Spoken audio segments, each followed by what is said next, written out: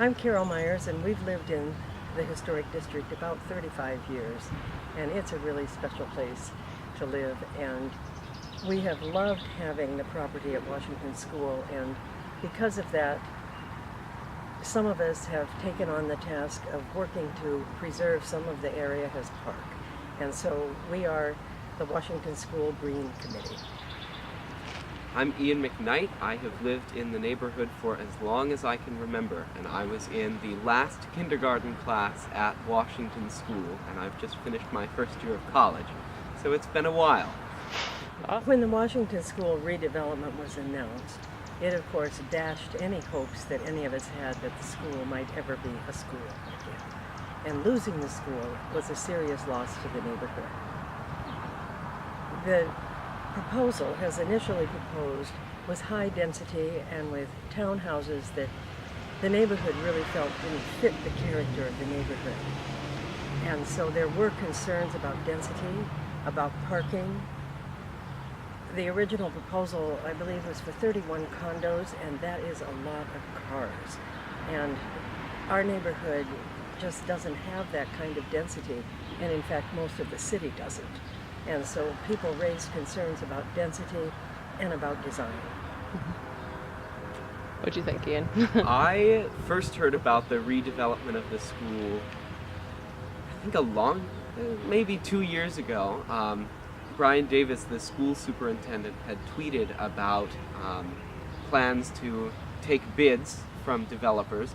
And I think it was initially exciting because I had heard some fears that the school would actually be demolished. So I think it was exciting that the building could be saved.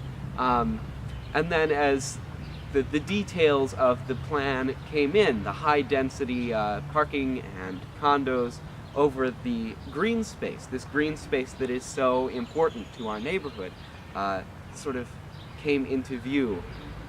It began to get a little more frightening, and I think we have done a very good job as a neighborhood of working with the city and with the developer to kind of reduce that density and get the development into something more palatable for the neighborhood. But that green space preservation is really, it's been a concern of a lot of people. Mm-hmm. As a result of the discussion at council meetings and with the Historic District Commission, the development was changed into single-family lots and many fewer condos with the removal of the gym, and that allowed the garages and the parking to not overcome the neighborhood. That still left just a small piece as potential green space, but it was my understanding that in the agreement with the school, the developer was to leave the section of the 11th Street right-of-way as green space. And so the neighborhood really is welcoming to the changes and to new people moving in and realize that the condos are the most sensible use for the neighborhood, and particularly since they will be owner-occupied. And so the neighborhood is on board with the changes, but our concern now is that this green space be public, not private, because the only way we can have public access is to public space. As a neighborhood, we've been really blessed in working with Bill Johnson and Phil Meyer, and because of their work, we've been able to bring a really professional, beautiful proposal to the city. And this will enable the neighborhood to still have gathering space, play space for small children, and simply a spot of beauty.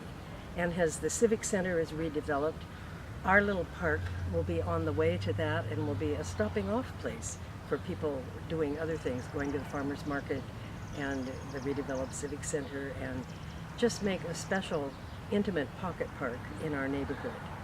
We have other parks close, of course, Holland Park and Sentinel Park. They're parks with different purposes, and both of them require crossing very busy streets. And so it's really important to our neighborhood. It's so important to our neighborhood that we have promised to put $70,000 on the table to develop the park. And so we're really asking the city to partner in a public-private partnership to develop the park that will become a city park. Mm-hmm.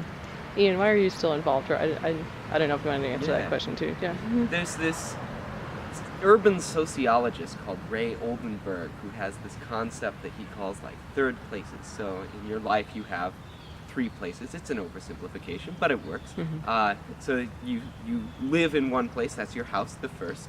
You work in another place, that's the second. And then the third is like a sort of neutral gathering space. And I think for as long as I've been here, as long as I can remember, this has been my third place, and this has been the third place for a lot of people in this neighborhood. This is a place where people can come together. It's a neutral zone, and it's really important to our neighborhood.